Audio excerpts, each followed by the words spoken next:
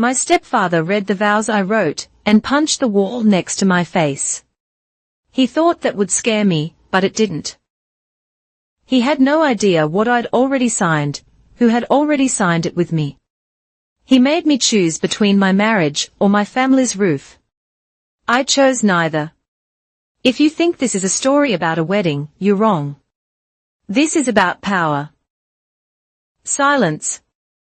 This was the day I stopped choosing shame just to keep the peace. You'll want to stay for the part where I returned the slap with a notarized clause he didn't even know existed. My name is Rebecca, and on the day I married Isaac, not a single member of my family was there. Not my mother who'd raised me, not my half-sister Sophie who'd shared my childhood bedroom, and certainly not Frank, the man who'd controlled our household for the past 15 years. The courthouse ceremony took place at 2 p.m. on a Tuesday. Just me, Isaac, and our 2 witnesses, his cousin Marcus and my best friend Jenna. The fluorescent lights hummed overhead as we exchanged rings we'd bought with cash, keeping the receipts hidden in a safety deposit box Frank didn't know existed. Do you, Rebecca Marie Thompson? Take this man, the officiant's words echoed in the small room. I said yes before she finished. Isaac squeezed my hand, his palm slightly damp. We'd been together 8 years, secretly for the last 5. 5 years of deleted texts. 5 years of meeting at Jenna's apartment instead of restaurants. 5 years of watching Isaac's jaw tighten every time I showed up with new bruises I blamed on clumsiness, though we both knew better. The last time Frank had seen Isaac was 3 years ago. I'd made the mistake of thinking I was an adult at 23, thinking I could bring my boyfriend to my mother's birthday dinner like a normal person. Frank had waited until dessert to corner Isaac in the bathroom, pressing him against the sink. You think you're good enough for her? Frank had said, his breath thick with bourbon. You think your community college degree and your little coding job means something. Isaac told me later that Frank had grabbed his collar and twisted it. If you come near her again, I'll make sure every employer in this city knows what kind of person you really are. I've got connections you can't imagine, boy. That night, after Isaac left with a split lip, he refused to explain to anyone else. My mother had sat on my bed. Why do you always have to upset him? She'd asked, not looking at me. You know how he gets. Why can't you just wait until you're more settled? I'm 23, Mom, and living under your roof, she'd reminded me. Frank provides for us. For Sophie's college fund. Is some boy worth risking that? Some boy. 8 years together, and she called him some boy. So, we went underground. Isaac understood. He'd grown up with his own controlling father, and knew the choreography of tiptoeing around violent men. We developed a system, emails through a dummy account, calls only during my lunch break at work. Dates disguised as girls' nights with Jenna. The wedding planning happened in pieces. The marriage license was applied for during a dentist appointment. The rings were purchased on a shopping trip with co-workers. Isaac's simple gold band now caught the courthouse light as he slipped mine onto my finger, a thin silver band with a small sapphire. Nothing that would draw Frank's attention if I wore it on my right hand. I now pronounce you married, the officiant said. You may kiss. Our first kiss as husband and wife tasted like freedom and fear mixed together. Jenna snapped photos with her phone. We couldn't risk hiring a photographer who might post online. Every detail had been calculated to leave no trail. Afterward, we went to a small Indian restaurant Isaac loved. The 4 of us crowded into a corner booth. Marcus raised his beer. To the newlyweds, may you have better luck than the rest of us. To secrets worth keeping, Jenna added, her eyes soft with understanding. I twisted the ring to my right hand before going home that night. The marriage certificate went into the safety deposit box. Isaac drove me to within 3 blocks of the house, where I got out and walked the rest of the way, checking my reflection in car windows to make sure I looked exactly as I had when I'd left that morning. The house was quiet when I entered. Sophie was at swim practice. Mom was cooking dinner. I could smell her pot roast, Frank's favorite. He sat in his recliner watching the news, a glass of whiskey balanced on the armrest. "Where were you?" Not looking away from the TV, I replied, "Work ran late, then I grabbed coffee with Jenna." The lie came as smooth as water. He grunted. I climbed the stairs to my room, closed the door, and pressed my back against it. In my pocket, my phone buzzed. A text from Isaac. "I love you, Mrs. Chen." I deleted it immediately but smiled. Mrs. Rebecca Chen. It had a nice ring to it, even if I'd keep Thompson at work, on my driver's license, on everything Frank might see. The plan was simple: save money, wait for Sophie to turn 18 and leave for college, then disappear. 2 more years. We'd waited 5, we could wait 2 more. Isaac's startup was gaining traction. My marketing job paid decently every month. We added to our escape fund. I should have known Frank would find out.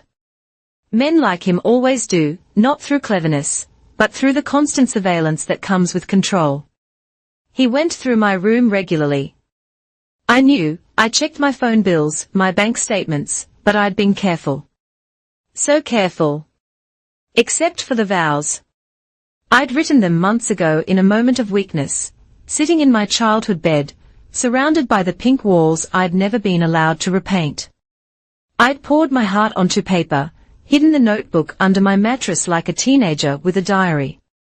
Isaac, I'd written, "You've been my safe harbor in every storm." 3 weeks after the wedding, I made my first mistake. I'd been reorganizing my bookshelf, pulling out old college textbooks to donate, when Sophie knocked on my door. "Mom needs you downstairs," she said, hovering in the doorway. At 15, she'd learned the same survival tactics I had: never fully enter a room. Always keep an exit clear. Be right there. I shoved the books into a donation bag, not noticing the small notebook that slipped between my contemporary marketing and statistics texts. The notebook with my vows. I didn't realize it was missing until later that night. By then, it was too late. I came home from work the next day to find Frank sitting at the kitchen table. The house was too quiet. No TV, no radio, no sounds of Mom cooking, just Frank. A glass of whiskey, and my notebook spread open in front of him. "Sit," he said without looking up. My keys bit into my palm as I gripped them. "Where's Mom?" "I sent her and Sophie to the movies." His finger traced along my handwriting. "Isaac, you've been my safe harbor in every storm. When the world told me I was worth nothing, you showed me I was worth everything." He looked up then, his gray eyes flat. "Poetry," he said. "You write poetry now." He flipped the page. "Today, I promise to be your wife in all the ways that matter. Even if the world doesn't know it yet." He stood slowly, the chair scraping against linoleum. "Even if the world doesn't know it yet." That's an interesting phrase, Rebecca. The smart thing would have been to lie. Say it was fiction, a creative writing exercise, anything. But I was tired. So tired of lying, of shrinking, of making myself smaller to fit into the corners of the life he'd left me. "It's exactly what it looks like," I said. The notebook hit the wall beside my head, hard enough to dent the drywall. Pages scattered across the kitchen floor like white birds trying to escape. "You stupid," he caught himself, jaw working. Frank was always careful about leaving marks where people could see. "You stupid, ungrateful girl, after everything I've done for this family. Done for us." The words came out before I could stop them. "You mean like spending Mom's savings? Like making her work 2 jobs while you sit in that chair drinking every night? His face went red, then purple. For a second, I thought he might have a stroke right there in the kitchen. Then his hand came up fast and hard, catching me across the left cheek. The slap echoed in the quiet house. We both stood frozen, me with my hand to my face, him breathing hard through his nose. You married him? Not a question. You actually married that nobody? Yes. Behind my back, in my house. It's Mom's house. Her name's on the deed. That earned me another slap, this one hard enough to make my ears ring. I tasted copper. Your mother would be on the street without me. You'd all be on the street. He stepped closer, and I could smell the whiskey, the cigarettes, the sour undercurrent of his rage. You think that boy can provide for you? You think his little computer job means something? I don't need anyone to provide for me. No, he laughed, ugly and sharp. You're 26 years old, living in your childhood bedroom. Can't even afford your own car insurance. But sure, you don't need anyone. He was wrong about the car insurance, but I didn't correct him. I'd been paying my own way for 2 years, had the receipts filed away, but he'd never bothered to actually check. He just assumed his control was complete. The front door opened. Mom's voice carried from the hallway. Frank, we're back. Sophie wasn't feeling well. Mom stopped in the kitchen doorway, taking in the scene, me with my hand still pressed to my face, Frank looming, the notebook pages scattered across the floor. Her eyes went to the wall, the dent where the notebook had hit. What happened? She asked, but she was already bending to pick up the pages, that old instinct to clean up before anyone could see the mess. Your daughter got married, Frank, he said. To that boy, behind our backs. Mom's hand stilled. She looked at me, and for just a second, I saw something flicker in her eyes. Pride. Fear. It was gone before I could name it. Rebecca, Mom said, her voice soft and careful, the voice she used when trying to diffuse Frank's anger. 3 weeks ago, I said, at the courthouse. Sophie appeared behind Mom, her swim bag over one shoulder. She took in my stinging cheek, Frank's stance, the scattered papers without a word. She backed away, and I heard her feet on the stairs. Smart girl, smarter than I'd been at her age. Mom stood slowly, my vow pages clutched in her hands. Oh, Rebecca, what have you done? What I should have done years ago. You selfish, Frank started forward, but Mom stepped between us. Frank, please, let's all calm down and discuss this. Discuss? He laughed. There's nothing to discuss. She made her choice. He looked at me over Mom's shoulder. You want to be married? Fine. Get out. Go live with your husband. Frank, Mom started. No.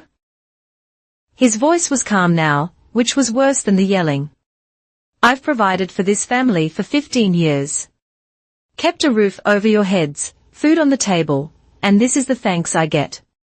Deception. You've stolen from us for 15 years, I said.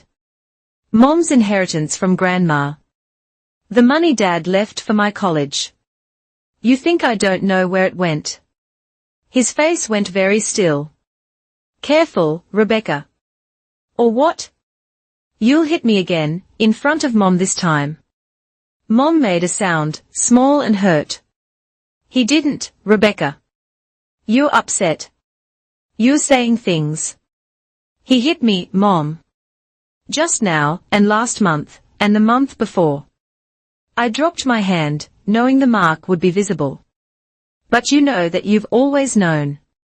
Get out, Frank said quietly. Pack your things and get out of my house. It's not your house, I repeated. This time when he moved, Mom didn't step between us. He grabbed my upper arm, fingers digging in hard enough to bruise, and steered me toward the stairs. You have an hour. Take what you can carry. Leave your house key on the table. Mom? I looked back at her, still standing in the kitchen, holding my vows. You're just going to let him do this? She couldn't meet my eyes.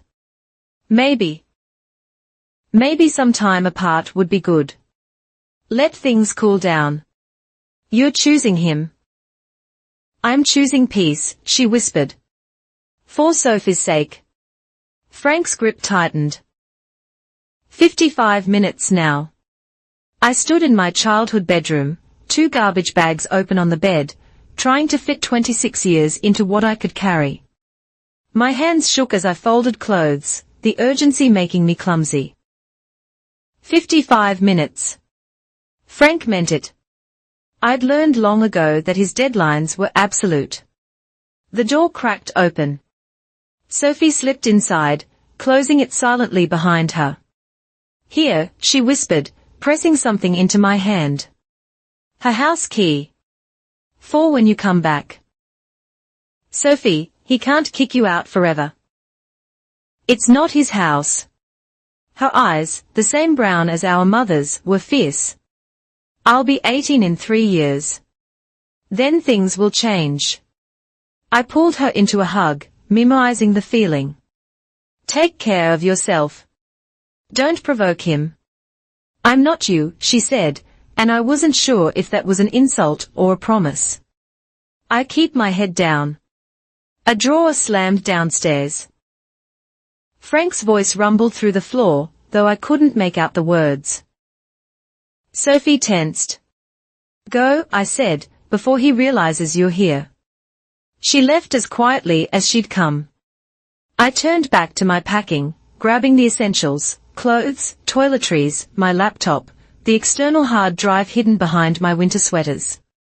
My important documents were already in the safety deposit box. I'd learned that lesson from other women's stories, whispered in break rooms and over coffee, always keep your papers somewhere safe. 20 minutes left. I could hear Mom moving around downstairs, the careful, quiet movement of someone trying not to trigger an explosion.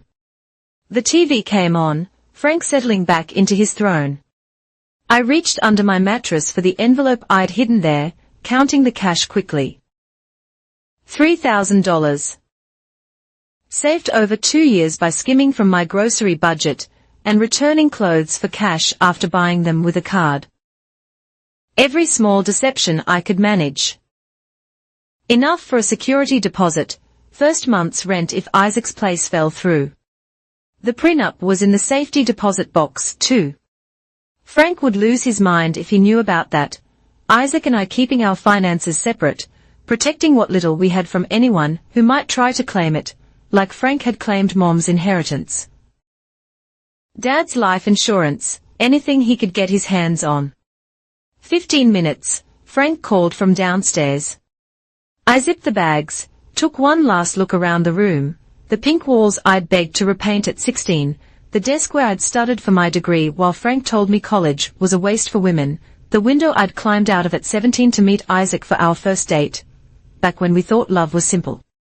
The rain started as I dragged the bags downstairs. Mom stood in the kitchen, a small bag in her hands. Some food, she said, not meeting my eyes. And there's some money. Not much. I don't need his money. It's mine for my grocery budget. She pressed the bag into my hands. Isaac's. She flinched. Rebecca, I need you to understand.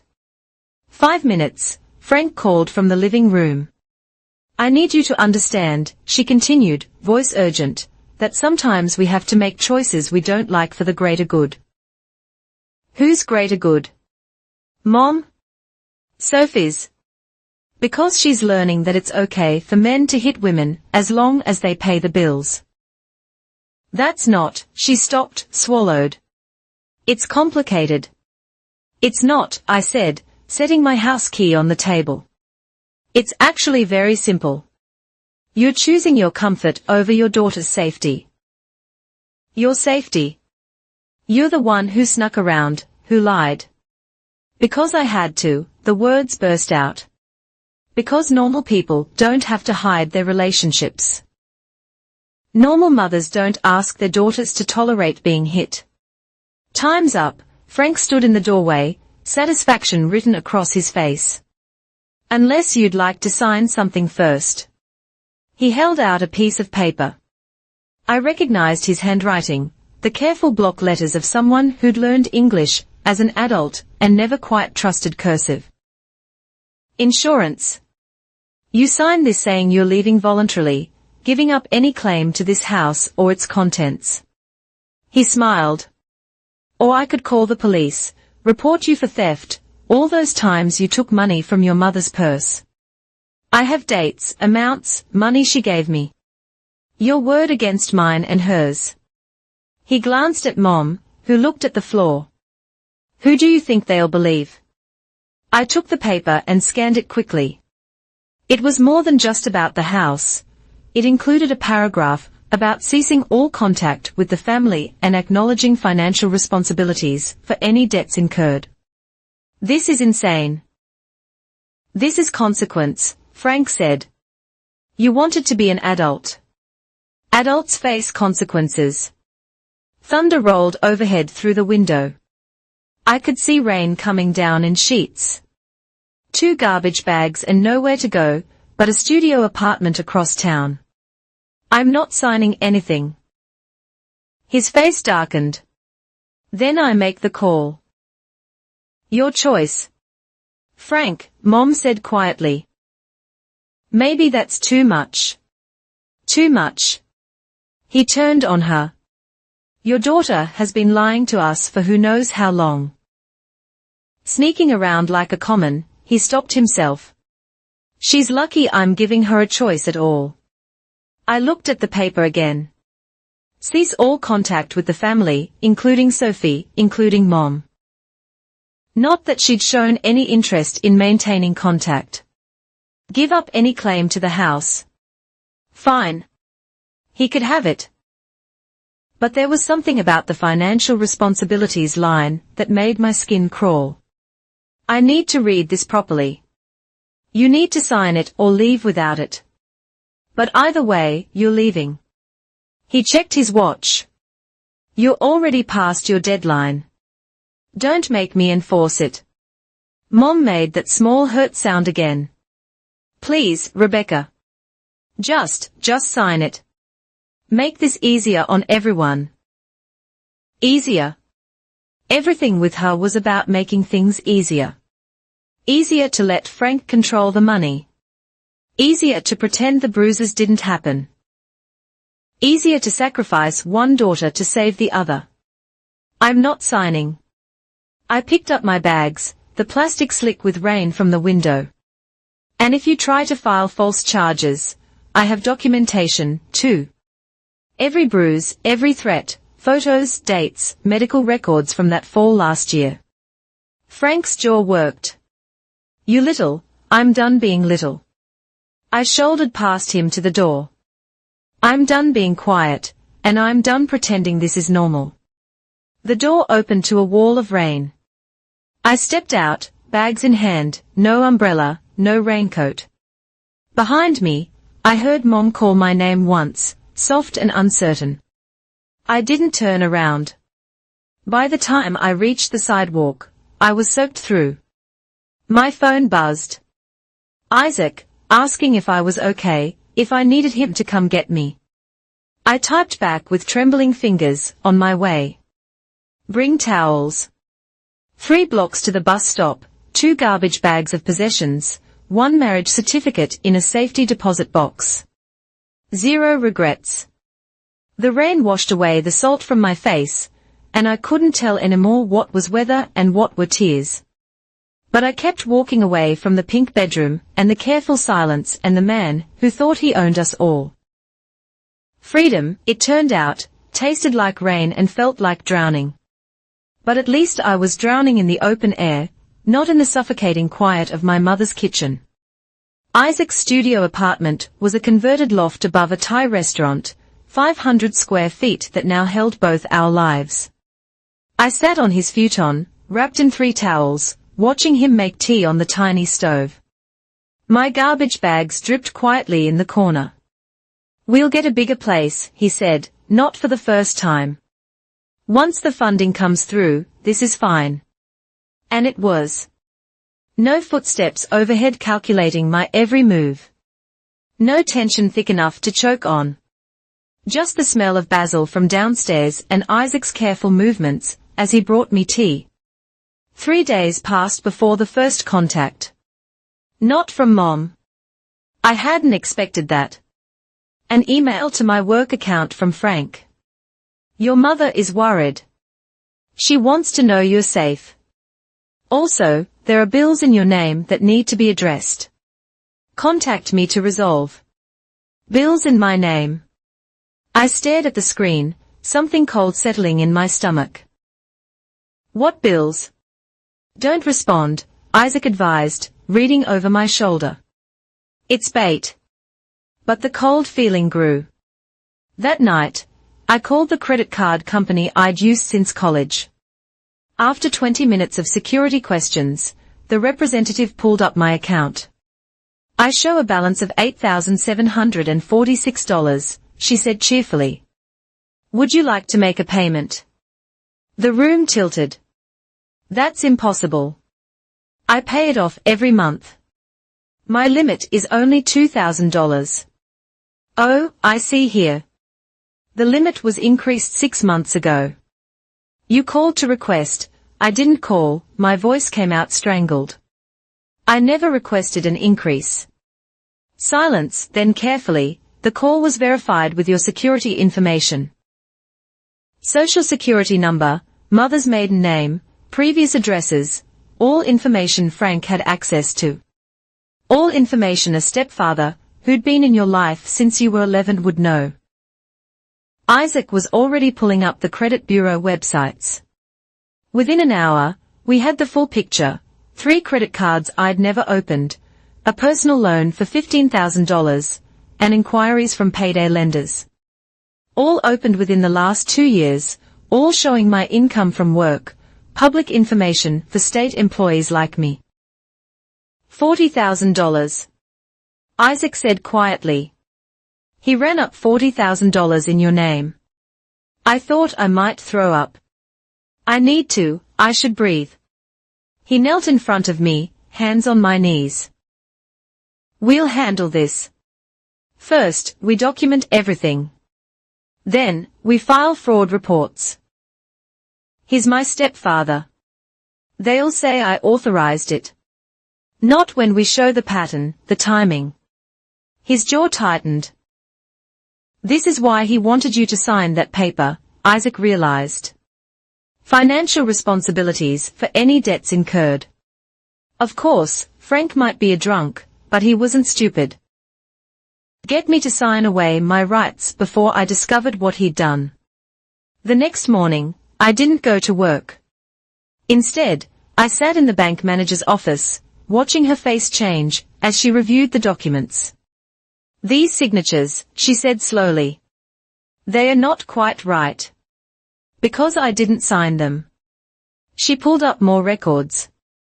The loan application showed I made $95,000 a year, almost double my actual salary, listed assets I didn't have, and claimed I owned property I'd never seen. This is serious fraud, she said. You'll need to file a police report. A police report against Frank, which meant against Mom, too. In a way, I thought of Sophie, still trapped in that house. What happens to him if I file? If convicted, the manager leaned forward, federal charges, prison time potentially. Miss Thompson, I see family fraud cases regularly, they escalate. This won't stop unless you stop it. That night, I sat at Isaac's tiny table with a glass of wine and my laptop, typing my way through memory. November 2022. Frank asked me to sign insurance papers. Rushed? No time to read. March 2023. My wallet went missing for 2 days. Found in the laundry room. June 2023. Strange calls asking for me. Frank saying he'd handled it. I'm an idiot, I said. You're traumatized. Isaac refilled my glass. There's a difference. My phone buzzed. Sophie, from a number I didn't recognize. He's losing it. Mom found credit card bills. She's crying. Are you okay? I texted back. I'm safe. Are you? He doesn't hit me. Just you. Just you. Like that made it better. Like I was an acceptable loss. Another text. He's been using your social for years. Mom just found out about the gambling site accounts. Gambling sites, because of course. I screenshot everything, added it to my growing file. Tomorrow I'd meet with a lawyer Isaac's cousin recommended. Next week, I'd sit in a police station and file charges against the man who'd raised me. You're not an investment, Isaac said suddenly. I looked up from my laptop. What? You said once that Frank treated you like a failed investment. You're not. He reached across the table and took my hand. You're not property or collateral, or whatever he made you feel like. You're a person who deserved better. I know, I said, but I didn't. Not really. Not yet.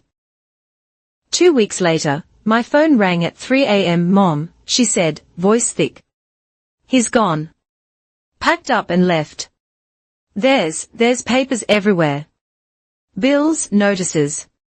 Rebecca, what did we do? After everything, it was we. You chose him, I said. Every time. I was scared. So was I. Silence. Then, the house is in foreclosure. He took loans against it. Forged my signature, too, apparently. I closed my eyes. Of course, he had. Mom, I'm not calling for help, she said quickly. I know I have no right. I wanted you to know you were right about all of it. Being right doesn't fix anything. No, she agreed. It doesn't. We sat in silence, connected by the thin line of a phone call and nothing else. Somewhere in that house, Sophie was probably awake, too, listening to Mom cry over the ruins of our family. Take care of Sophie, I said finally. I will. I'll do better. Maybe she would, maybe she wouldn't, but I couldn't save them anymore. I could only save myself. I hung up and crawled back into bed, where Isaac pulled me close. Outside, the city hummed with life. Other people's dreams and disasters playing out behind other windows. But here, in our tiny space above the Thai restaurant, I was safe. I wasn't invisible. I wasn't a failed investment. I was just Rebecca, starting over at 26, with a husband who loved me and $40,000 of fraud to untangle. It wasn't the life I'd planned, but it was mine. The text came at 11 p.m. on a Thursday, 2 months after I'd left home. Unknown number, but I recognized Sophie's writing style immediately. Sis, using friend's phone. Found something. Frank used your name for a business loan. $40K, Mom doesn't know. Papers hidden in his office. He's coming back this weekend. I stared at the message, my hands going cold. $40,000 on top of everything else I'd already discovered. He's coming back. Mom begged him. Says she needs him. I heard her on the phone crying about losing the house. He's been staying with some woman in Jersey. Of course, he had. Frank always had a backup plan. A safety net made of other people's trust. Sophie, don't touch anything in his office. It's dangerous. Already took photos. Sending now. My phone buzzed repeatedly as images came through. Loan documents from a commercial lender, dated 18 months ago. My signature, forged but passable. The purpose? Small business startup capital. An LLC registered in my name that I'd never heard of. RT Marketing Solutions. Rebecca Thompson Marketing Solutions. He'd even used my actual profession. Isaac looked over my shoulder, whistling low. This is sophisticated. He created a whole business entity. The loan officer would have needed verification, which he could provide, my employment history, tax returns he had access to, probably even had fake business cards made. Isaac pulled up his laptop. Let's see if this LLC has any actual presence. Within minutes, we found a bare-bones website for RT Marketing Solutions featuring stock photos and lorem ipsum text, barely customized. A virtual office address in Manhattan. A phone number that, when I called it from Isaac's phone, went straight to a generic voicemail. This is identity theft on a whole other level, Isaac said. Another text from Sophie. There's more. Found a notebook.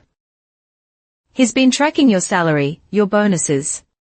He has your performance review from last year. My annual review. Which meant he'd either gone through my work bag, or had someone at my office feeding him information. The thought made my skin crawl. How deep does this go? I wondered aloud. Deep enough that you need a better lawyer, Isaac said. This is beyond family court. The next morning, I sat across from Patricia Ramirez, the white-collar crime attorney Isaac's startup lawyer had recommended. She reviewed my file with sharp eyes, occasionally making notes on a legal pad. Your stepfather was systematic, she said finally. This wasn't impulse or desperation. This was planned. Can we prove that the business loan was actually helpful? There. See these dates? She pointed to the timeline I'd created. He started with small credit cards, testing to see if you'd notice. When you didn't, he escalated. The LLC was registered right after you got your promotion last year. He knew you'd gotten a raise and calculated he could claim higher income for loan purposes. The $40,000 probably went straight to gambling debts. She pulled out another document. Has he done this to your mother? She mentioned forged signatures on house documents. Classic pattern. Start with the easiest target, the child who won't be believed. When that well runs dry, move to the spouse. She leaned back. Miss Thompson, I need to ask, why didn't you check your credit earlier? Shame flooded through me. I trusted that my family wouldn't steal from me. Stupid. I know. Not stupid. Normal. Most people don't expect their parents to commit felony fraud. She softened slightly. But going forward, you need to be proactive. Have you frozen your credit? Yes. And filed police reports. But they said with family situations, they tried to discourage you. Common, but unacceptable. We will be filing federal charges, mail fraud, wire fraud, identity theft. This crosses state lines with that New Jersey connection. New Jersey, where he was staying with another woman. Could she be a victim, too? Patricia made another note. We'll investigate. Men like this rarely have just one mark. That afternoon, I got an email from Mom. The subject line just said, please read. Rebecca, Frank showed me the loan documents. He says you agreed to help him start a business. That you're lying now because you're angry about Isaac. He has emails from your work account authorizing the loan. I don't know what to believe anymore. Please come home so we can sort this out as a family. Sophie misses you. I miss you. We can work through this without involving outsiders. Love, Mom. Emails from my work account.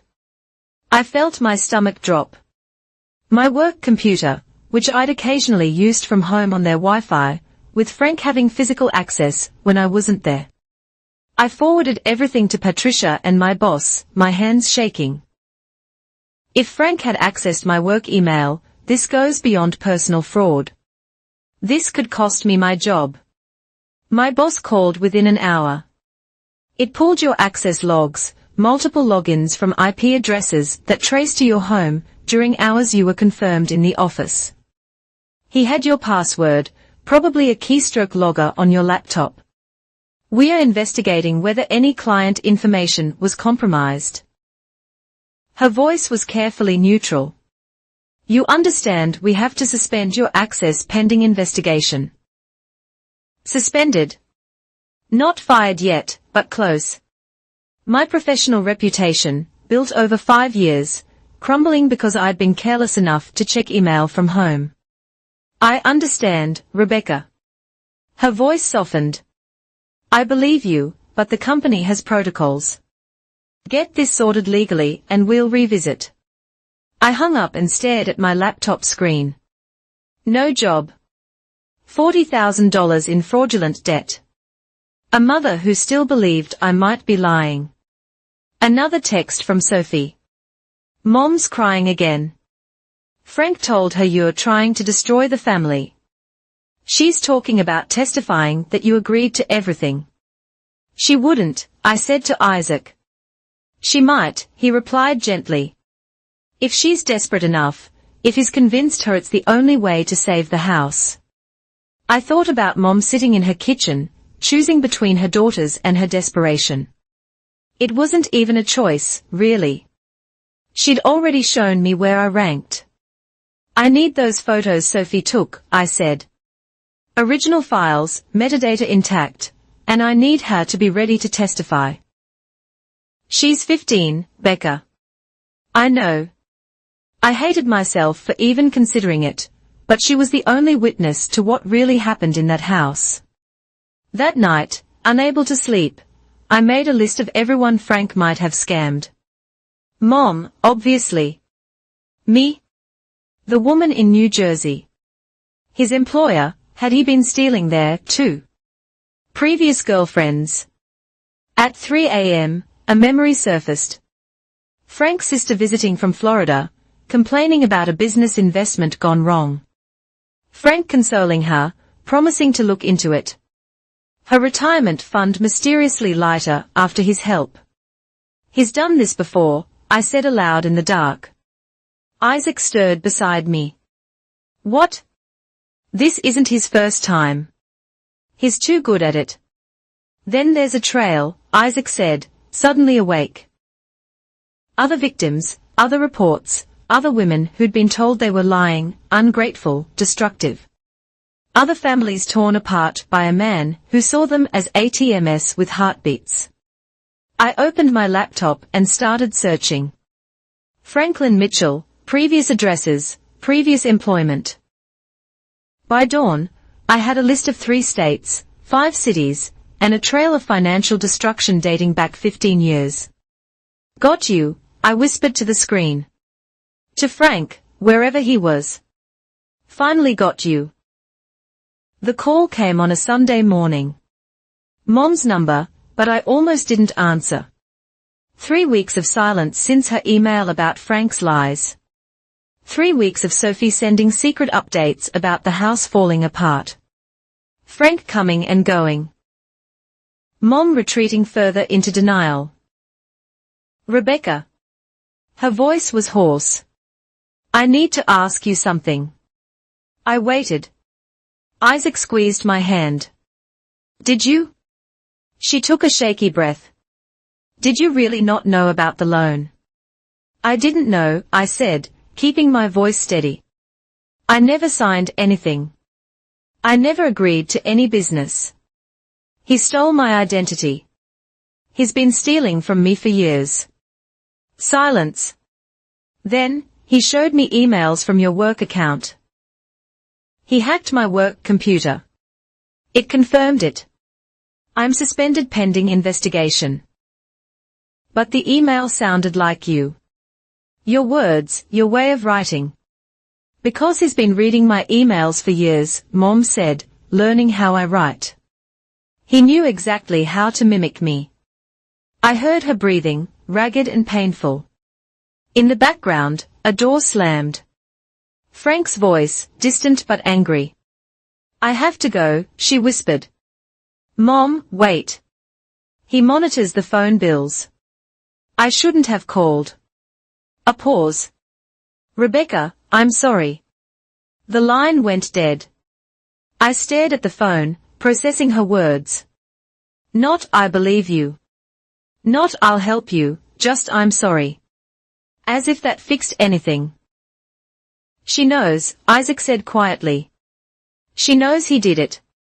Knowing and doing something about it are different things. My laptop chimed. An email from Patricia, my lawyer. Conference call in 20 minutes. A new development. The new development turned out to be Frank's sister in Florida, the one whose retirement fund had mysteriously shrunk. Patricia had tracked her down, and she was ready to talk. He told me it was a sure thing. Carol's voice crackled through the speaker. A real estate investment. Said he'd done all the research. I gave him $40,000, my entire 401k. $40,000, the same amount as my fraudulent loan. Frank had a favorite number. When did this happen? Patricia asked. 6 years ago. Right before he moved in with your mother. Rebecca said he needed a fresh start after some business troubles. Business troubles? Is that what he called destroying people's lives? Did you file charges? I asked. He's my brother. Family doesn't, she trailed off. I was an idiot. Like you, I guess. You weren't an idiot. You trusted family. That's human. Carol laughed bitterly. Humans learn from their mistakes. I knew what he was, and I still let him back in my life last year. Gave him another $5,000 for his daughter's medical bills. Sophie's medical bills. I sat up straighter. She hasn't been sick. Not Sophie. His other daughter from his first marriage. The room tilted. What first marriage? Oh, honey. Carol's voice softened. You didn't know Frank was married before. Has a daughter in Texas, Emma. She'd be 22 now. He owes years of child support. Emma, a sister I'd never known existed. Another girl Frank had damaged and abandoned. Do you have contact information? Patricia was already taking notes. For his ex-wife, Lisa, Carol offered. She might talk to you. Fair warning, though. Frank made her life hell during the divorce. Claimed she was crazy, abusive, unfit. Sound familiar? It did.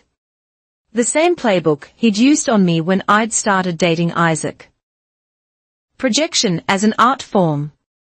After the call, I sat in stunned silence. A first wife, another daughter. How many other secrets was Frank carrying? This changes things, Patricia said. Pattern of behavior across multiple states, multiple victims. The FBI might be interested. The FBI?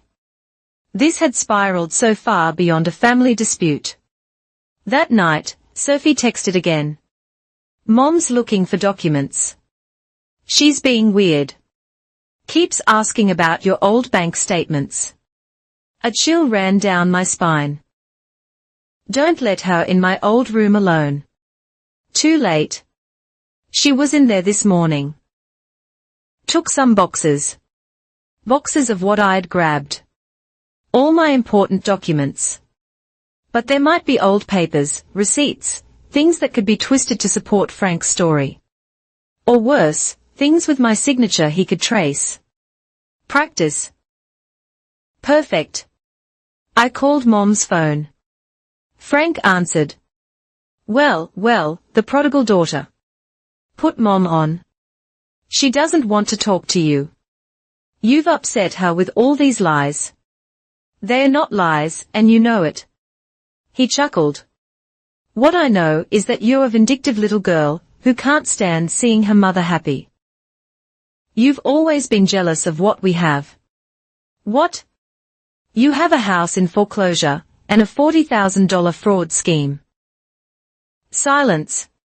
Then, you have no proof. I have your signature on LLC documents. Your IP address on stolen emails. Your pattern going back years. Carol sends her regards. By the way, his breathing got heavier. You talked to Carol and Lisa. Yeah. Frank, I know about Lisa and Emma.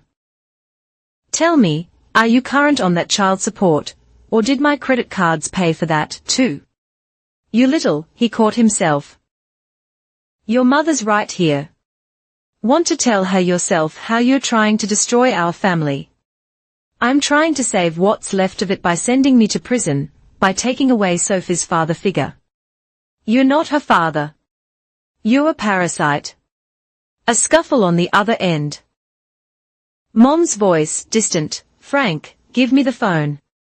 No, we are done talking to her. To me, you have a choice, Rebecca. Drop this nonsense. Tell the police it was a misunderstanding and we all move forward, or pursue this vendetta, and watch your mother lose everything. She's already lost everything. You made sure of that. Not everything. Not yet. His voice dropped lower. You think you're safe with that boy? You think I can't find you? I know where you worked. I know your routines, your vulnerabilities. Are you threatening me? I'm reminding you that actions have consequences. You wanted to play adult games. Welcome to the real world. He hung up. I stared at the phone, my hands shaking. Isaac was already pulling up apartment listings in other neighborhoods, other boroughs. We are moving, he said. Tomorrow. I nodded, but my mind was elsewhere.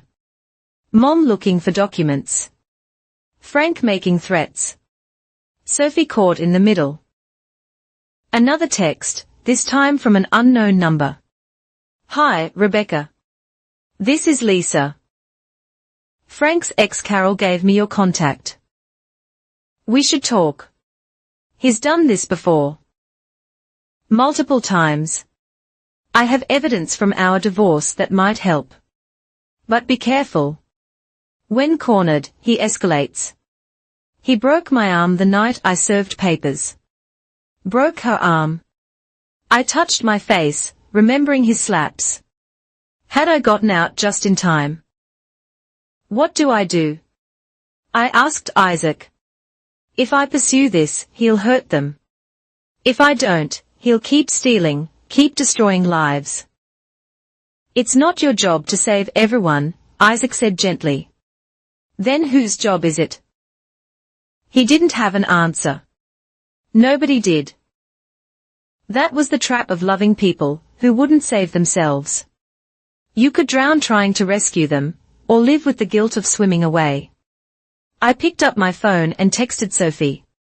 If things get bad, really bad, you call 911. Don't wait for Mom to give permission. Promise me. I promise. Becca, I love you. Love you too, Soph. Then I texted Lisa. Let's meet this week. Bring everything. Frank thought he'd cornered me, but he'd made a mistake. He'd threatened me directly on a recorded line. He'd revealed he knew my whereabouts. He'd shown his hand. And for the first time since finding those forged signatures, I smiled. Becca? Isaac looked concerned. You okay? Yeah, I said, pulling up Patricia's contact. I'm done being afraid. Time to finish this. The bank manager's office felt smaller this time, crowded with papers and laptop screens. Patricia sat beside me, her briefcase open, documents arranged in precise rows. Across from us, 3 bank officials and their legal counsel reviewed our evidence. This signature analysis confirms forgery, the senior manager said, holding up the report. Multiple instances across several accounts. We are prepared to file a formal complaint with the Office of the Controller, their lawyer added. This level of identity theft impacts our institutional credibility. I watched them discuss my life like a case study, feeling oddly detached. 3 months of gathering evidence, tracking patterns, building an airtight case. Lisa's divorce documents had been a gold mine. Frank had pulled the same schemes in Texas, creating shell companies in her name, forging loan applications. She'd caught him earlier than I had, but the damage was still catastrophic. We'll need your formal statement, the manager said to me. And we'll be pursuing criminal charges independently of your civil case. Good, Patricia said before I could respond. My client wants maximum accountability. As we left the bank, my phone buzzed. Something's happening. Mom's packing his stuff. He doesn't know yet. She found something. My heart raced. Found what? IDK. She was on his laptop this morning. Mom packing Frank's things. After months of defending him, something had shifted. Keep me posted. Stay safe. Patricia touched my arm. You okay? My mom might be finally seeing the truth. Or covering tracks. Be careful. That afternoon, I met with the forensic accountant Patricia had hired. His office walls were covered with whiteboards. My financial life mapped out in colored markers like a crime scene. The pattern is clear, he said, pointing to a timeline. Small charges first, testing boundaries, then escalating once he confirmed you weren't monitoring closely. Classic fraud acceleration. How much total across all accounts? $4,732 plus interest and fees.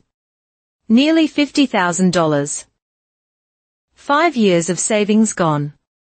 My credit destroyed. My job on hold. But here's the interesting part, he continued. The money trail. Want to guess where most of it went? Gambling sites. Some, but mostly to another woman's accounts. Regina Walsh in New Jersey. The woman he'd been staying with. She's part of it, or another victim. Hard to tell yet. He pulled up bank records, but she received regular transfers right after each fraudulent transaction, like clockwork. My phone rang. Unknown number, but I recognized the area code. Mom's neighborhood. Rebecca, a woman's voice, unfamiliar. This is Sandra from next door. Your mom asked me to call. There's been an incident. My blood froze. Is everyone okay? Yes, but Frank came home early, found his things packed. The police are here now. I was already grabbing my keys. Sophie, she's with me. Your mom didn't want her in the house when Frank started yelling. Isaac took the keys from my shaking hands. I'll drive. The ride to my childhood home felt both eternal and too quick. Police cars out front. Neighbors gathered on lawns. The life I tried to leave behind now a public spectacle. Mom stood on the porch, arms wrapped around herself. She looked smaller than I remembered, older. When she saw me, something crumbled in her face. I found them, she said as I approached. The receipts, the other woman, the gambling, all of it. Mom, I said, he's been paying her rent with your money, with our equity line. Her voice broke. I'm losing the house, Rebecca, because I was too proud to believe my own daughter. I wanted to say something comforting, but the words wouldn't come. She'd chosen this. We'd all warned her. A police officer approached. Are you Rebecca Thompson? Yes. We need your statement. Mr. Mitchell is claiming you authorized these transactions. I have documentation proving otherwise.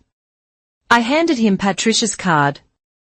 My attorney can provide everything you need. Through the window, I could see Frank in the living room, gesticulating wildly to another officer.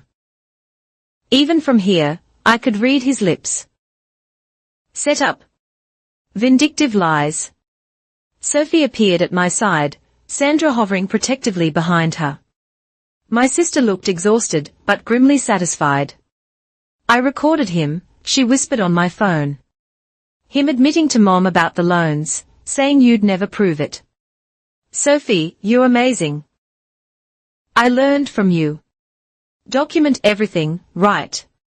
Mom made a sound, half laugh, half sob. My daughters, both smarter than their mother. You're not stupid, I said automatically, then harder. But you were willfully blind. She nodded, accepting the blow. I am, Rebecca. I'm so sorry. Save it for court. Frank's voice boomed from inside. He'd spotted me through the window. You've destroyed this family. No, I said, loud enough for him to hear. You did that yourself. The officer taking his statement had to physically restrain him from coming outside. I saw the moment Frank realized how badly he'd miscalculated. His face went from red to white as Sophie held up her phone, showing the recording icon still active. Mr. Mitchell, the officer said, you're under arrest for identity theft, fraud, and making terroristic threats. This is ridiculous. I want a lawyer. You'll get one.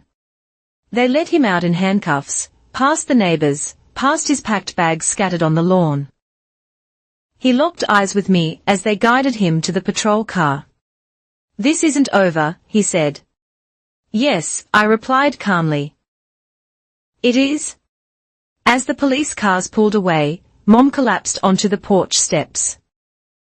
Sophie sat beside her, and after a moment's hesitation, I sat beside them. 3 women, united in exhaustion, if nothing else. What happens now? Mom asked. Now you get a lawyer, I said. File for divorce, try to save what's left of the house, rebuild. Will you, could you ever forgive me? I looked at my childhood home, the place where I'd learned to be small, to be quiet, to be less than I was, where I'd also learned to be strong, to document, to survive. Maybe, I said finally, someday. But forgiveness doesn't mean forgetting, and it doesn't mean letting you back in completely.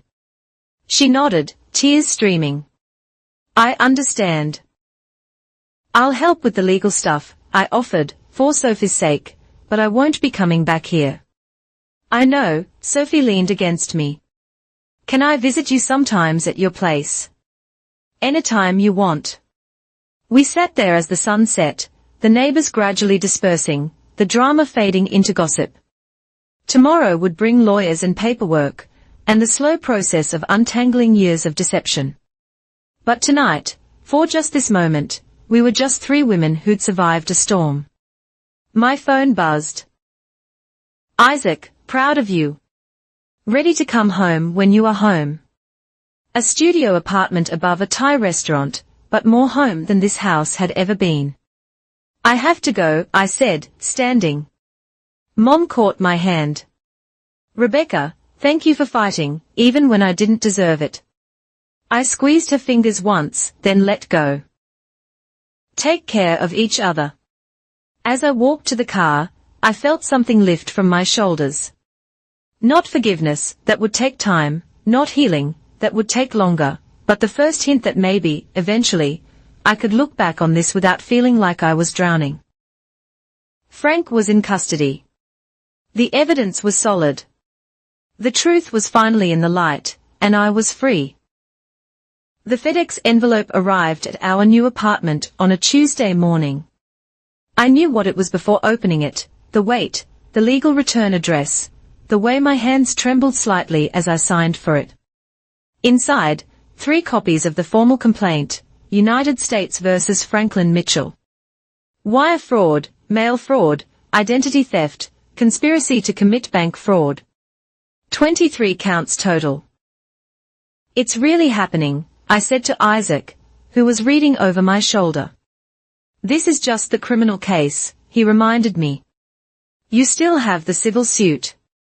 I nodded, flipping through pages of evidence I'd helped compile, bank statements with forged signatures highlighted in yellow, email logs showing unauthorized access, the fraudulent LLC documents. And at the bottom, a handwritten note from Patricia. Trial date set for November. Be ready. November, 2 months away. 2 months for Frank to stew in custody. His bail had been denied after prosecutors showed he'd fled fraud charges in Texas 8 years ago. My phone buzzed. An email from my boss with the subject line, Reinstatement Review. Thursday, 2 p.m. Finally. 3 months of suspension while the legal team confirmed I wasn't complicit in Frank's schemes. 3 months of living on Isaac's income and my dwindling savings. That's good news, Isaac said, reading the email. Maybe. I couldn't shake the anxiety. What if they decide I'm too much of a liability? Then they are idiots. You're a victim, not a perpetrator. But I knew how these things worked. Companies protected themselves first. My professional reputation, carefully built over 5 years, now had an asterisk, the woman whose stepfather committed fraud using her credentials. That afternoon, I met Lisa at a coffee shop in Brooklyn. Frank's first wife was smaller than I'd expected, with graying hair and careful eyes. She'd driven up from Texas with 2 bankers' boxes of documents. I kept everything, she said, sliding the boxes across the table. Every forged check, every fake business license, every threatening letter. My lawyer said I was paranoid, Lisa said. Turns out I was just prepared. I opened the top box, seeing my future in her past. The same patterns, the same escalation, the same destruction. How did you get out? I asked. He made a mistake. Got greedy. Tried to sell my mother's house while she was in the hospital. The notary noticed something off about the signature. Called the police. She smiled grimly. He spent 6 months in county jail. Pleaded down to a misdemeanor. That's when I ran with Emma. Her face softened. She was 4. Didn't understand why Daddy couldn't come home. Still doesn't really. She thinks he abandoned us because of her. That's not, I know, Lisa interrupted, her voice thick with emotion, but try explaining complex trauma to a kid, or a teenager, or a 22-year-old who still flinches when men raise their voices. She sipped her coffee. That's Frank's real crime, not the money. Money can be replaced. It's the way he breaks people's ability to trust. I thought about Mom packing Frank's things after years of denial. About Sophie recording conversations on her phone like a tiny spy. About myself, checking Isaac's face for signs of anger every time I spent too much on groceries. Does it get better? I asked. Different, Lisa replied. Not better. Just different. Lisa pushed a folder toward me. This might help. It's the psychological evaluation from our custody hearing. The court psychologist diagnosed him with antisocial personality disorder, narcissistic features. Basically, he's incapable of real empathy. I read the report, seeing Frank dissected in clinical terms, manipulative, deceitful, lacks remorse, shows superficial charm. It was like reading a horoscope written specifically for him. The prosecutor will want this, I said. It's yours. I made copies years ago. She paused. Rebecca, can I give you some advice? I nodded. Don't expect closure from the trial. Frank will never admit wrongdoing. He'll blame you until the day he dies. The best you can hope for is distance. That evening, I spread all my evidence across our tiny living room floor. 3 boxes from Lisa. My own files. Patricia's legal documents. A paper trail of destruction spanning decades. Sophie texted. Mom met with a lawyer today. Divorce papers filed. Frank's sister called screaming about family loyalty. Mom hung up on her. Good for Mom. Maybe she's learning. Another text.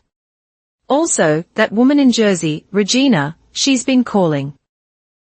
Regina Walsh, the woman who'd received my stolen money.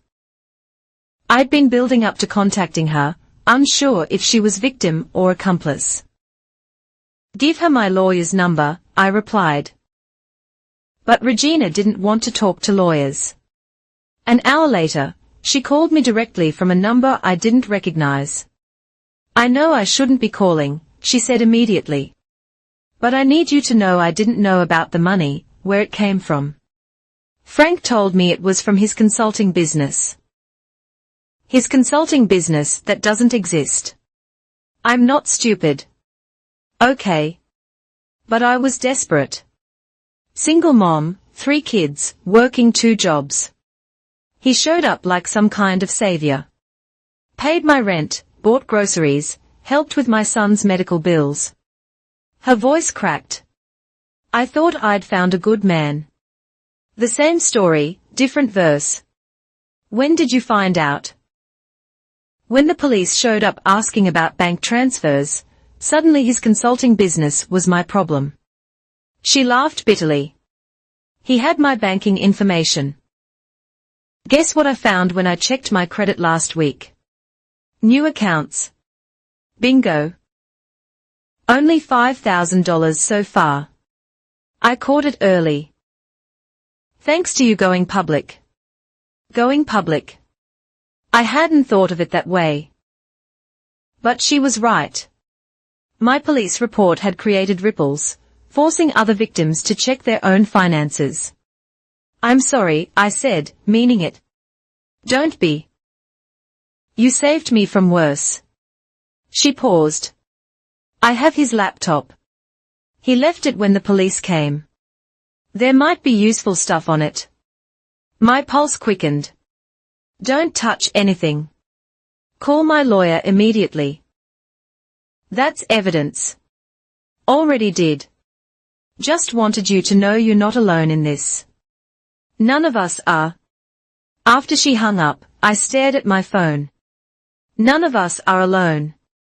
How many women had Frank destroyed over the years? How many families?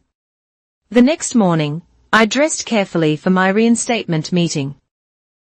We've completed our investigation, my boss said, gesturing for me to sit. It confirms all unauthorized access came from external IP addresses. You've been cleared of any wrongdoing. Relief flooded through me. So, I can come back. With conditions, she slid a document across the desk. Enhanced security protocols, monthly credit monitoring at company expense, and you'll need to disclose any ongoing legal proceedings that might affect your work. The trial is in November. I'll need time off to testify. That's fine. We want to support you through this. She leaned forward. Rebecca, what happened to you could happen to anyone. We've actually implemented new security training based on your case. My humiliation had become a teachable moment. Somehow, that didn't make me feel better. When can I start? Monday. If you're ready. Ready? I'd been ready for 3 months. Ready to reclaim my life, my career, my sense of self that Frank had tried to steal along with my identity. That evening, I found a package on our doorstep. No return address, but I recognized Mom's handwriting inside my old jewelry box. The one Grandma had given me. A sticky note on top read, "This was always yours." He had no right to it. Love, Mom. I opened it carefully. My grandmother's pearl necklace was still there, along with my father's college ring. Things I'd thought were lost when I was forced to leave. Mom had saved them, hidden them from Frank. Maybe Lisa was wrong. Maybe closure was possible, just not in the way we expected. Not from the person who refused to admit wrongdoing, but from small acts of defiance by those who loved us. Mom hiding jewelry. Sophie recording conversations. Isaac driving me to court dates without complaint. I put on the pearl necklace, feeling its familiar weight. Tomorrow, I'd return to work. Next week, I'd meet with prosecutors to prepare my testimony. In November, I'd face Frank across a courtroom and speak the truth he'd tried to bury under forged signatures and stolen dreams. But tonight, I was just Rebecca, wearing her grandmother's pearls, surrounded by evidence of her own strength. It wasn't the life I'd planned at 26, but it was mine, built from the ashes of what Frank had tried to burn down. And that, I realized, was its own form of victory. Frank's birthday fell on a Thursday, November 12th, 2 weeks before the trial. I knew because Mom had texted me that morning. He's having a party at his lawyer's office, pretending everything is normal. His work friends don't know about the charges. Perfect. I sat in Patricia's office, the envelope heavy in my hands, inside notification of civil lawsuit, meticulously prepared over the past months. Patricia had wanted to wait until after the criminal trial, but I was done waiting. "You're sure about this?" she asked, serving him at his birthday gathering. "His professional reputation is all he has left. He destroyed mine. Suspended from work. Credit ruined, reputation damaged. Fair's fair." She smiled slightly. "Poetic justice, but his lawyer will claim harassment. Let them. I'm serving legal papers at a known address during business hours. Nothing illegal about the timing." Patricia's assistant, a process server named Marcus, would handle the actual delivery, but I'd be there, outside watching. I needed to see Frank's face when his carefully constructed image finally cracked. That afternoon, Regina Walsh came to Patricia's office with Frank's laptop and a forensic computer specialist. We watched as file after file appeared on the screen, a digital record of Frank's schemes. "Jesus," the specialist muttered. He kept spreadsheets. "Look at this. Every forged signature practiced and scanned. Every fake email drafted and saved." He documented his own crimes. I stared at the screen. Narcissists often do. One folder made my blood run cold. R. Thompson, Phase 2. Inside, plans for additional fraud. New credit cards to open once I'd cooled down. Investment accounts he planned to create. Even a draft email from my work account announcing my resignation and recommendation to hire his associate for my position. "He was going to destroy your career completely," Regina breathed. "My God, Rebecca. If you hadn't caught him when you did." I thought of Sophie's text that had started everything. Such a small thing, finding loan papers in Frank's office. Without that, where would I be now? Jobless, deeper in debt. "This changes things," Patricia said, already typing. "Premeditation. At this level, the federal prosecutors will upgrade charges." Thursday arrived grey and drizzling. I parked across from the law office building where Frank's employer had moved him after the arrest. Couldn't have a financial advisor meeting clients from jail. After all, they still believed his story about a vindictive stepdaughter. A misunderstanding that would blow over. Isaac sat beside me. "You don't have to watch this." "Yes, I do." Through the office windows, I could see the party cake on the conference table. Frank holding court, gesturing expansively, playing the victim. No doubt the wrongly accused family man, persecuted by an ungrateful child. At 3:47 p.m., Marcus entered the building. I watched him check in at security, take the elevator, counted the minutes, then movement in the conference room. Marcus appearing, Frank turning with a smile that froze as he recognized a process server. Even from across the street, I could see the moment Frank realized what was happening. The envelope extended, his co-workers stepping back, confused. Marcus' lips moving, stating Frank's name, confirming service, completely professional. Frank's hands shook as he took the envelope. He opened it right there, his face cycling through red, white, purple. One of his co-workers, his manager, I thought, leaned in to read over his shoulder. Her expression shifted from concern to horror. Fraud in the amount of $47,832, conspiracy to commit identity theft, intentional infliction of emotional distress. Frank's carefully maintained image crumbled in real time. His colleagues backed away as he started shouting, though I couldn't hear the words. Security arrived as he lunged toward the window, scanning the street, looking for me. Our eyes met across the distance. I didn't smile, didn't wave, didn't gloat, just held his gaze until security escorted him from the conference room. My phone buzzed immediately. Sophie. Mom got a call. Frank's been fired. His company says the lawsuit is the last straw. The last straw. Not the criminal charges, but the civil suit served at his workplace, destroying the fiction he'd built for his colleagues. How's Mom taking it? Relief.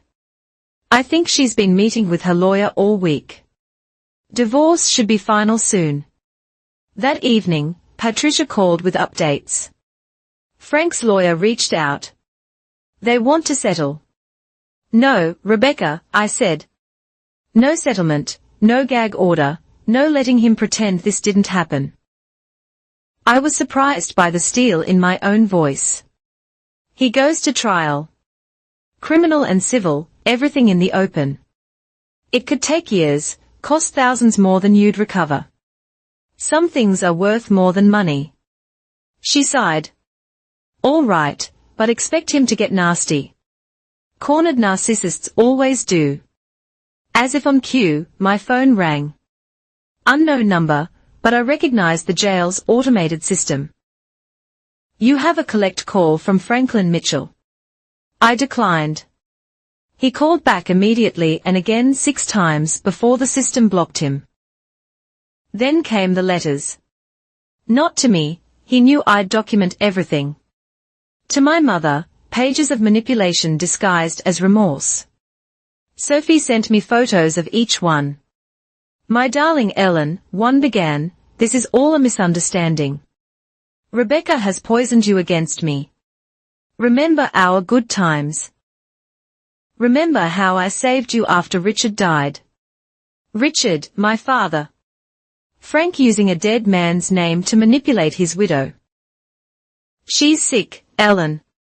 Delusional. The stress of keeping her marriage secret broke something in her mind. She needs help, not lawyers. Gaslighting from a jail cell.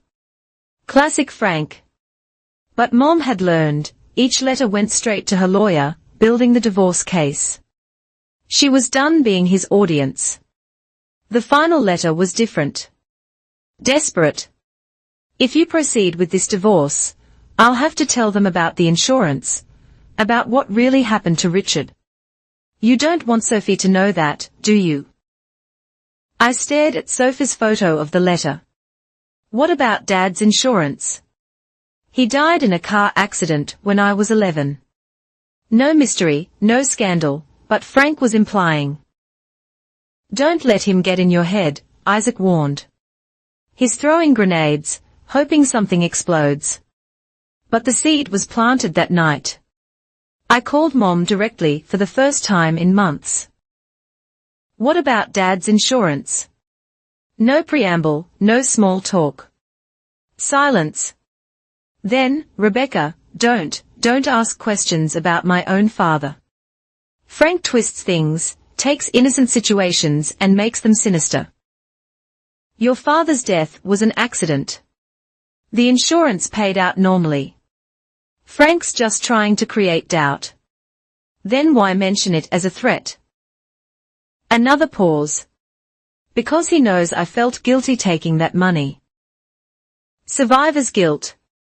He's weaponizing my grief. Of course.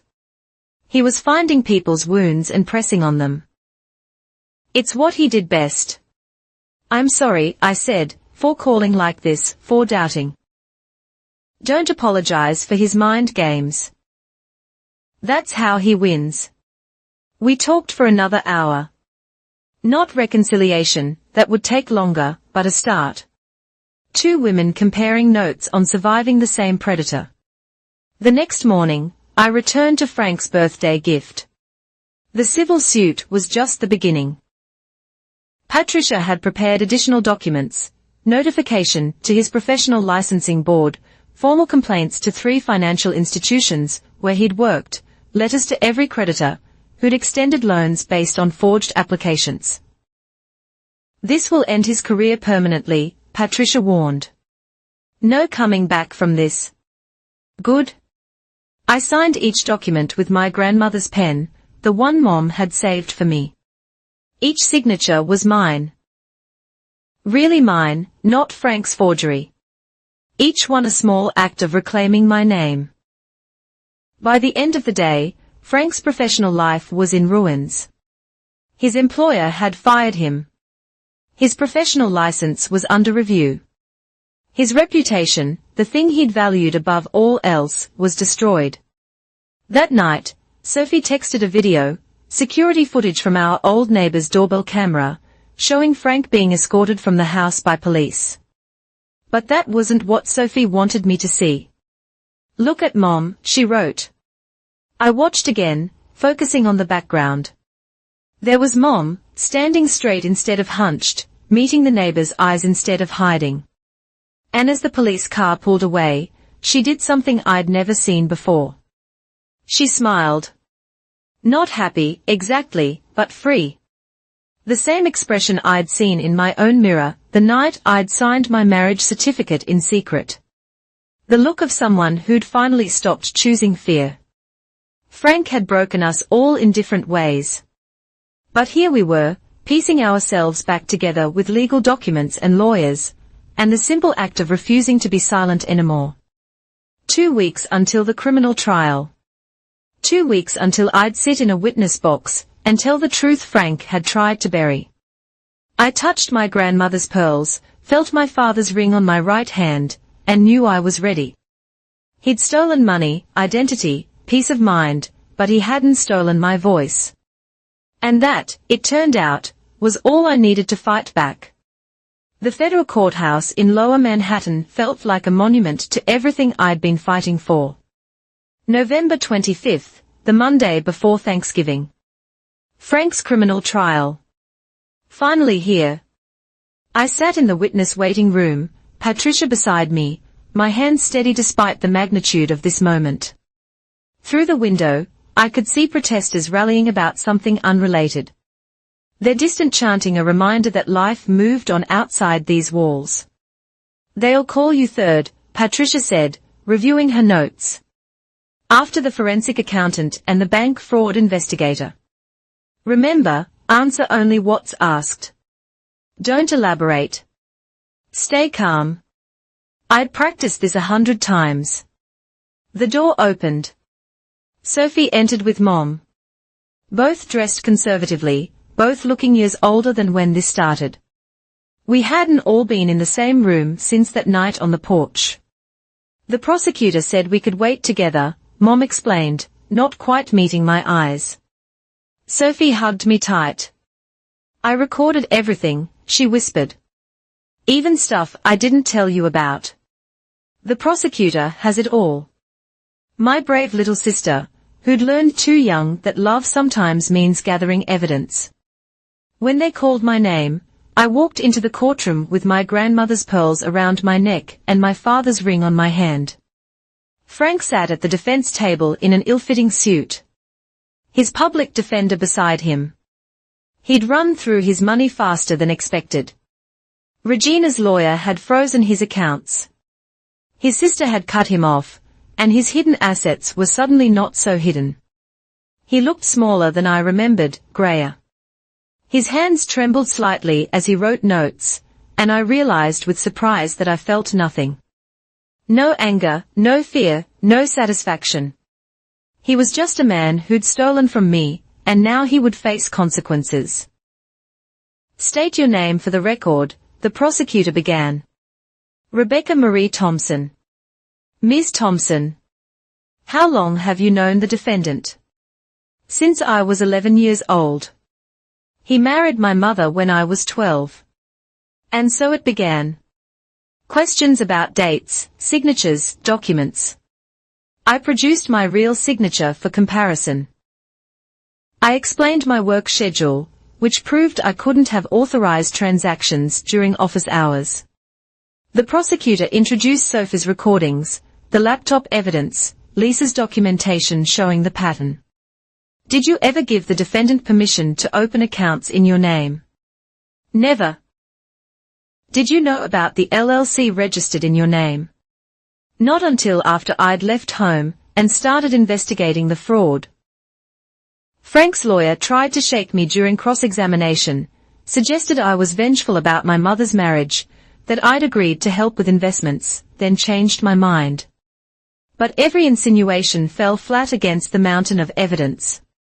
Isn't it true you left home after a disagreement about your secret marriage? I left home after being physically assaulted for refusing to annul my legal marriage. Objection, his lawyer started. Overruled, the judge said. The witness may answer questions about the circumstances of leaving the household. I caught Frank's eye, then saw the moment he realized his version of events wasn't holding, that the jury, 7 women, 5 men, was seeing through his careful victim act. When I stepped down, I passed Mom walking to the witness stand. She squeezed my hand briefly, then continued forward to tell her own truth about forged signatures, stolen inheritance, a house lost to Frank's schemes. The trial lasted 4 days. Lisa flew in from Texas. Regina testified via video link. Even Frank's former employer appeared to detail suspicious financial transactions through company accounts. A parade of women Frank had tried to break, each one standing straight and speaking clearly. The jury deliberated for 3 hours. On the count of wire fraud, we find the defendant guilty. On the count of mail fraud, we find the defendant guilty. On the count of aggravated identity theft, we find the defendant guilty. 23 counts. 23 times the foreman said guilty while Frank sat frozen, his mouth slightly open, like he couldn't process the words. Sentencing would come later, but the prosecutor estimated 8 to 10 years federal time. No parole in the federal system. At 57, Frank would be past retirement age when he got out, his professional licenses revoked, his reputation destroyed. As court security led him away, Frank turned back one last time. Not to me, he said, loud enough for everyone to hear, to Mom. This is your fault. You did this. Mom lifted her chin. No, Frank. You did this to yourself. Outside the courthouse, we stood in the November air, unsure what came next. Justice felt different than I'd imagined. Not triumphant. Just final.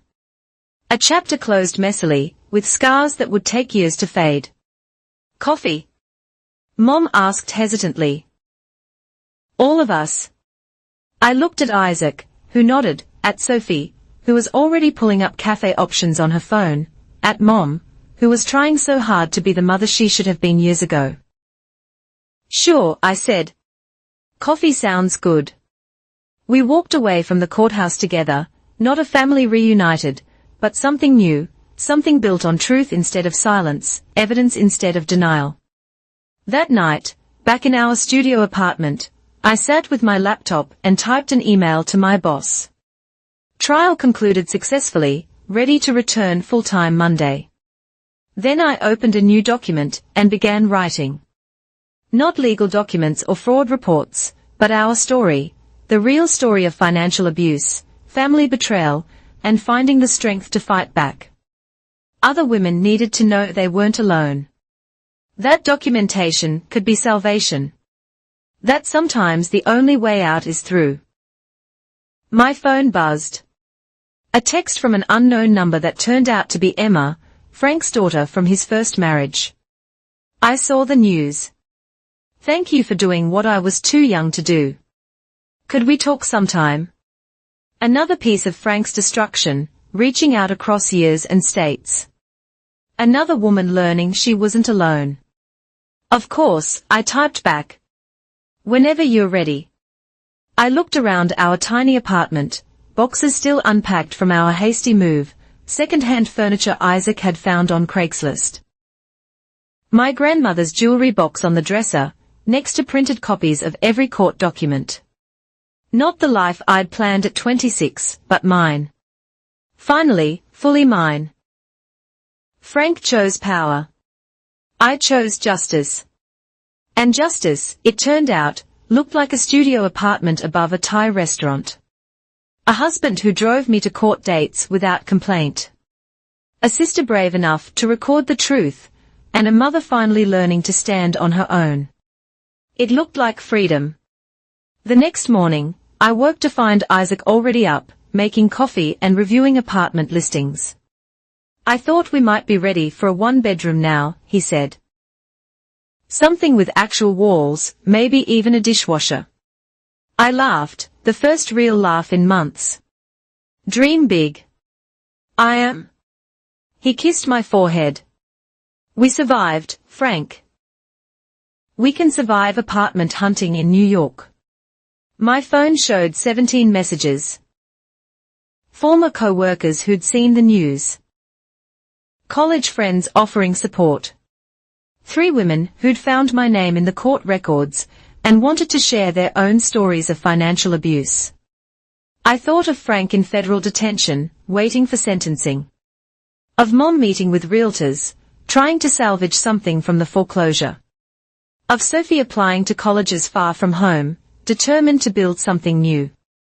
We'd all been broken in different ways, but broken things can be rebuilt, stronger at the mended places. Frank had taught us that unintentionally, by trying to destroy us. He'd shown us exactly how strong we could be. I opened my laptop and began responding to messages, connecting women who'd been through similar ordeals, building the network that might save someone else from waiting too long to check their credit report, too long to trust their instincts, too long to choose themselves over keeping the peace. Because that's what survival looks like sometimes, not just winning your own battle, but lighting the way for others still fighting theirs. Frank chose power. I chose justice. And justice, I learned, is contagious. Share our thoughts about standing up against those who try to control us.